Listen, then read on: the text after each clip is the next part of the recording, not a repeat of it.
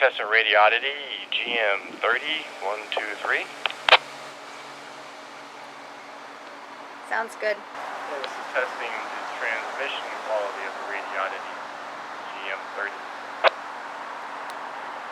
Sounds good. Thank you. Welcome. Channel mode. Okay, now that we have the sound check out of the way, this is a good sounding radio. It's got a good speaker. This is my new acquisition. Mother-in-law's like, give me some gift ideas for Christmas. So I was like, well, just pull up Amazon and just go for a budget radio. I spun the dial and the GM-30 was $30. So I'm like, that's a pretty good price. It looks like it's got a lot of features, so let's get that one. So here it is. A lot of the older radios, I'd say older, like, you know, when they first came out a couple years ago, they came in a box. The antenna was already on it, and I think it was set with a screw on some of them. Anyway, this was the box that came in. Antenna was detached, so there was no set screw, and it comes off nice and easy, goes on nice and easy, it mounts pretty secure. It does have a little indentation there, which could suggest that that's where a set screw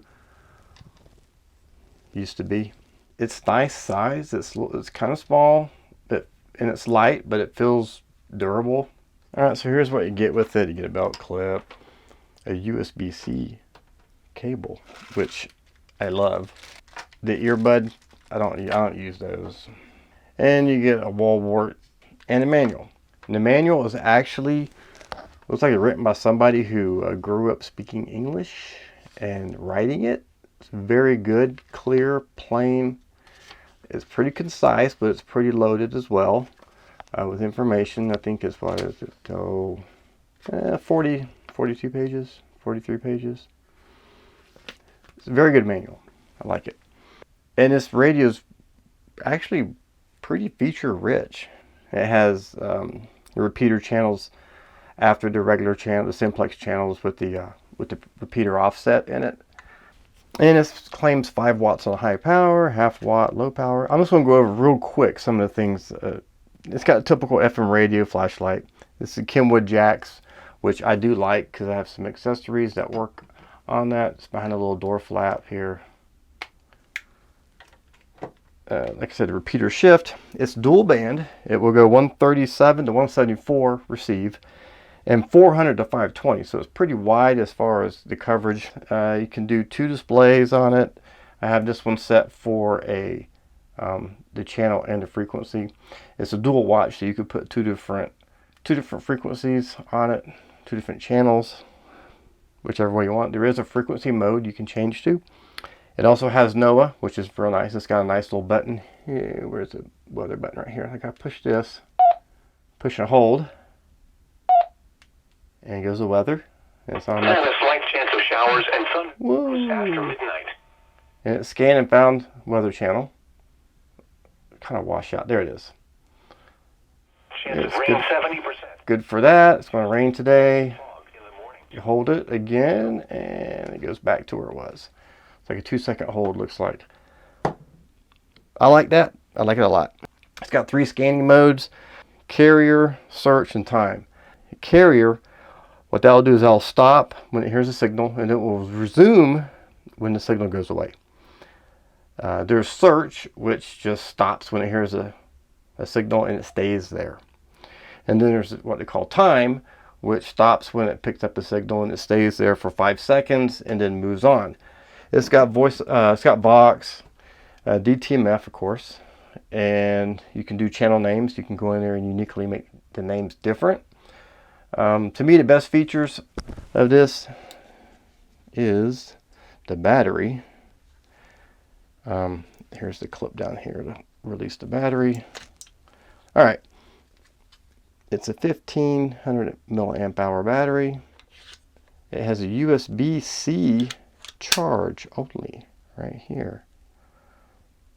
Turns out I'm loving this because I got a bag that I carry everything with. Not everything, but I carry a lot of my radio gear in bags, and I have half a dozen different types of drop-in chargers. To be honest, with the cables and whatnot, it's getting to be a mess. You got to untie everything and it's junking up. So USB-C would be really nice. And it says that it will charge the battery in 4 hours in the handy manual that's actually written in English. And push this stuff aside. You can compare it to the Ocean 916. They're about the same size. The antenna's longer. Looks like it's got closer to a 6-inch width on it. It's a little skinnier than the Ocean. The Ocean is a 2200 amp hour battery, so it's a little fatter. Both feel really good in the hand. It's a little bit heavier and it's definitely thicker. You have the 805.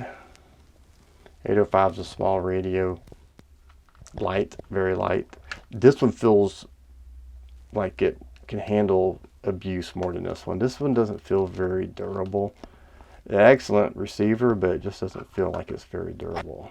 The 9 Pro, it's like I said, they're all about the same size.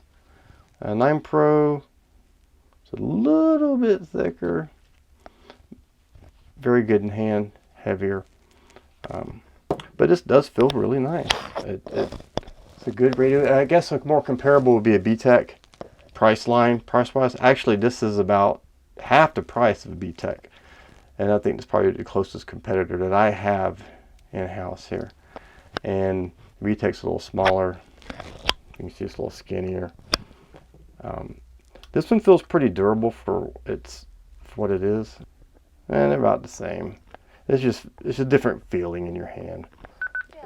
It does have a backlit keypad, which is really nice. The backlit portion goes away and the screen goes away. There's a timer. You can go up to 30 seconds on the backlighting. You cannot adjust the brightness. The brightness is fine during the day. At night, it's a little bit bright. Another thing is the belt clip. Some people have expressed problems mounting this belt clip because it's spring loaded and you'd have to like press and hold it flat to get it lined up, put the screws on. Mark at Better Safe Radio had a really good idea on how to mount them. His idea is to like hold the clip to the side so it's not under, spring's not under tension, and then screw one of the screws in here like this, and then once it's on you can rotate it over and do the second one. And I like that idea and I'm going to use it on this one because it looks like it would make life a lot easier. Thanks, Mark. Let's do a power check on it, see how much it's really putting out. Okay, I'm going to use a meter, try to use a meter to prop up the meter. And here's the radio attached. I'm going to do this on channel 5 into a dummy load here. Let's see. 5 should be high power. And 396, 395. Almost 4 watts. Alright, let's go up to channel 8. 8 is going to be a low power channel. 1.4. Let's go 13. It's still a low power channel. 1.45. That's pretty consistent. Let's go up to one of the repeater offsets. Give me a repeater. There we go, repeater. Repeater 1, we got into 467 territory. And 4 watts, just a hair under. So I'm not getting 5, I'm getting 4. And it is a full charge. That is not bad compared to anything else I've tested. 4 coming out. No, again, we've got a little bit of loss in the coupler here, and then the cable. You get a little bit of loss there, but that's pretty respectable. It's not 5, but I'm not really one of these people that want, to put out 8, 9, 10 watts on UHF in my face. It's just, for one, it's probably not very healthy for you. 2, it consumes the battery at an insane rate. These little batteries just drain fast when you're trying to produce that much power. 3, more power does not help it hear any better.